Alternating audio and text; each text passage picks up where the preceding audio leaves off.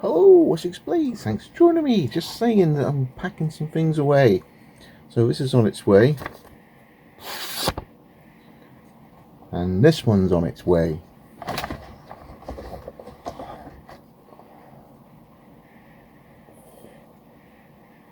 So Wessex.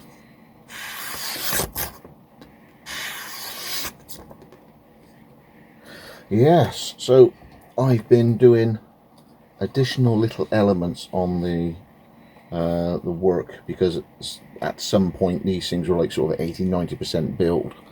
So I've put a lovely little sort of Saxon axeman on there, lots of wax and everything on here. Mike, yours is on the way with all these. I've just literally packed that one away first. Receipts are done.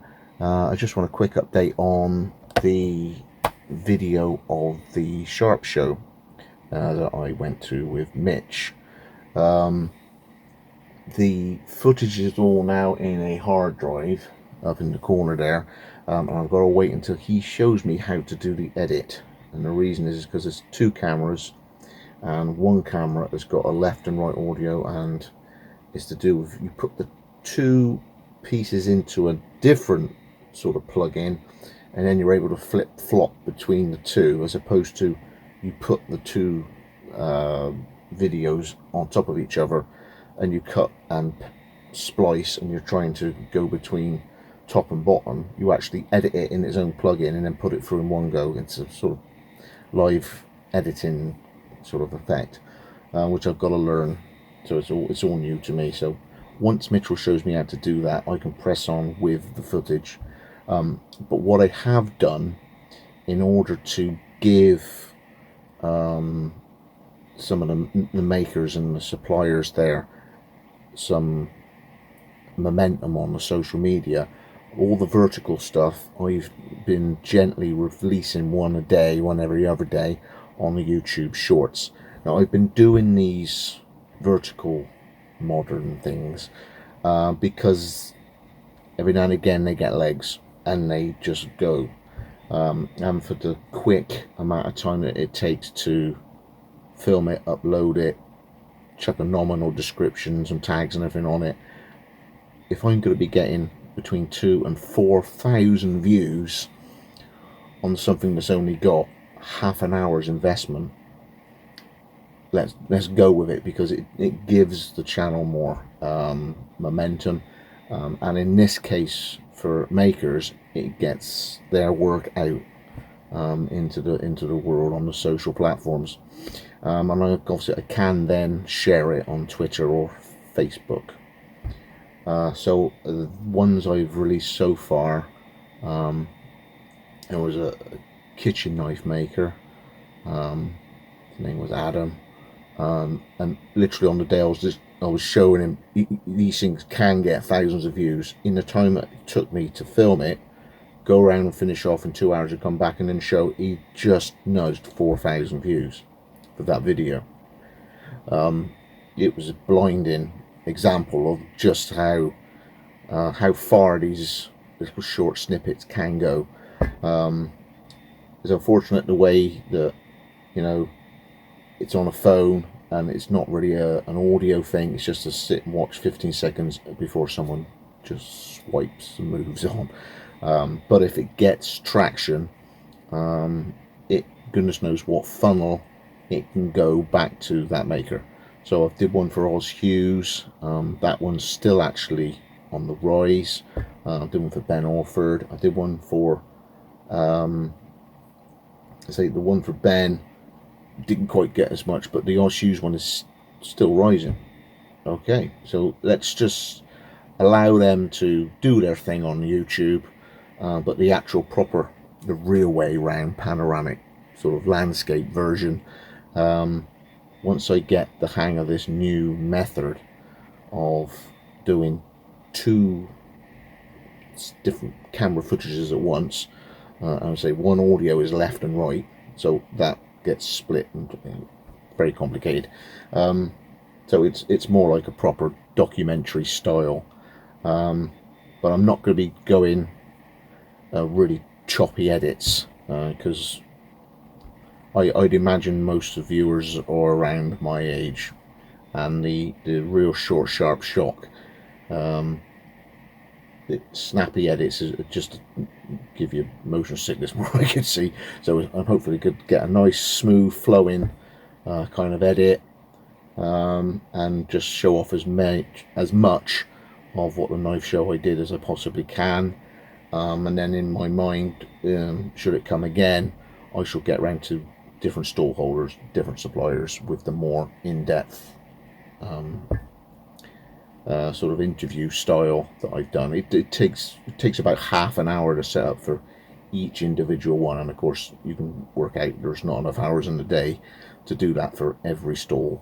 So I try to get as much bulk footage as I can. In the meantime, on something like just passing the camera across a table, and if I had the time to get a thing with Mitch, you can go to some stalls and it's that crowded around, we couldn't lose the time, as it were, waiting for that to clear. So we just moved on to try to do another table, introduce ourselves in it, and then try and work around, being as productive as we could that way round. So I mean, the stalls, there was Blockworks, there's Multi-Tool Europe, the guy from near Swindon, Clark Knives, who does all the heat treat. There was Oz Hughes, Ben and Lois. Just loads and loads of people, and we just did this as much as we could in depth, and the rest we just went around trying to get B-roll. But it was a very successful show, convention, gathering, as it were. The organizer, Tiffany, who's known as Tiffers, does leather work, got this off the ground in the last 2.5 and 3 months. So an amazing achievement.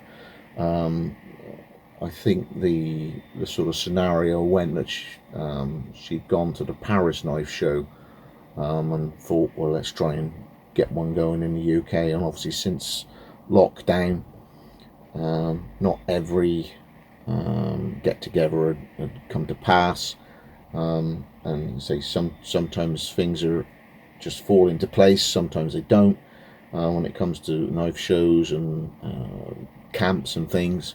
But bless her, she got this off the ground in literally 2.5, 3 months, and it was a huge success. So as much as I've done with Mitch with the filming, we did. We got all the footage on there. I'd say it's like half the hard drive is the amount of footage. It's a lot to go through, and once Mitch runs through me how to tackle it, I'll get on with it. But in the meantime, I'm just giving it the drip feed, to give people momentum from little bits that they would have uploaded, if it makes sense, because it's no good with the algorithm just doing one big one and that's it. You want to build up to the big one, and then if I'm clever, I can put links from all the little shorts that I've done. I can put a card link thing that goes up in the top corner up here somewhere, wherever it is, and then that little link will go to the main video. So if it all works, all the little ones I've put up from a few days ago and forward will funnel into the main video, and then get as much visibility for all the makers there that we can. So thanks for joining me. Huge thanks to you are helping me get there. Much appreciated. Me and Mitch had a great day.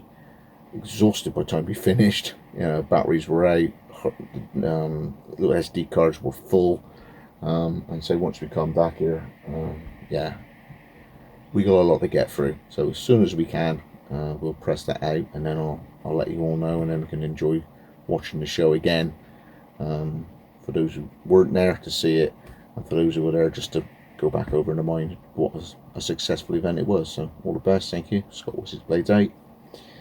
Let's get these packed away. I'll see you on the next one.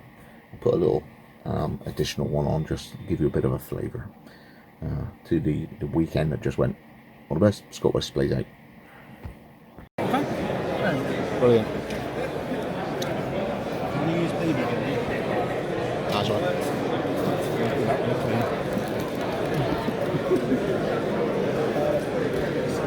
So you're saying it's still some Rotherham? Sorry? You said to steal some Rotherham for this This one? one is.